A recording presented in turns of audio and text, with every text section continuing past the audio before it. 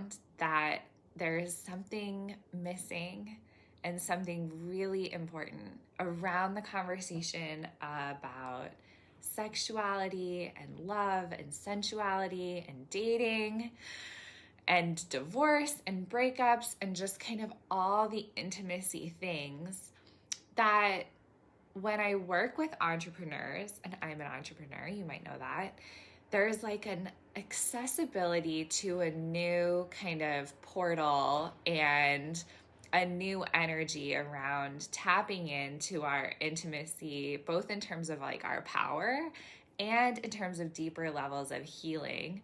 And I think a lot of it, I'm still like kind of figuring this out, but I think a lot of it has to do with what being an entrepreneur asks of us, that there is this kind of visibility and putting yourself out there. How often have you heard that phrase?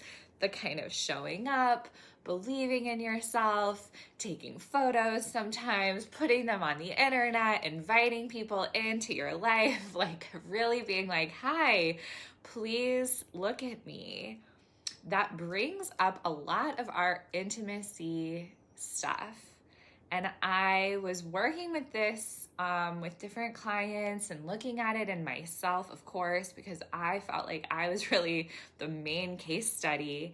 And I was seeing that not only was it kind of working one direction where, you know, the more we worked on intimacy stuff, the better business went, but almost like the other way around too, that like the deeper we went into someone's business or the deeper I went into my business, the more my intimacy stuff came up for healing. It was like, oh, wow, ooh, like I am feeling exposed or disapproved of or nervous. Like, what are people gonna think about this? Like, how am I gonna show up? Not to mention the kind of more logistics side, which some of you may relate to too, where it was like, oh, literally, how do I fit in time with my partner or my family, time for dating? Sometimes, and this can feel sad in the moment, though it can feel really liberating the moment right after, your entrepreneurship journey and the intimacy work that goes with it makes you realize you outgrew a partner. And then you're kind of like, well, fuck.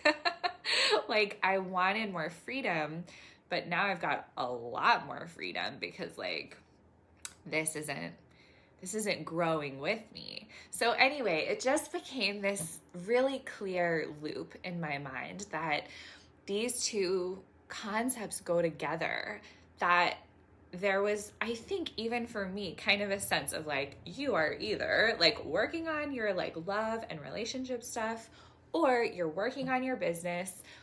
And I think I was almost pretending that you do them one at a time. Like, this is, you know, my season of each. And of course, there can be seasons where you focus more on one than the other. But I realized that the most powerful was the work that I was able to do where I let them talk to each other. And where the deeper I went into that kind of intimacy healing and that seductress side of me, the better things were happening in my business and the more I was able to show up authentically as me. And then that more authentic me called in and helped deepen the friendships and the relationships that I was really meant for.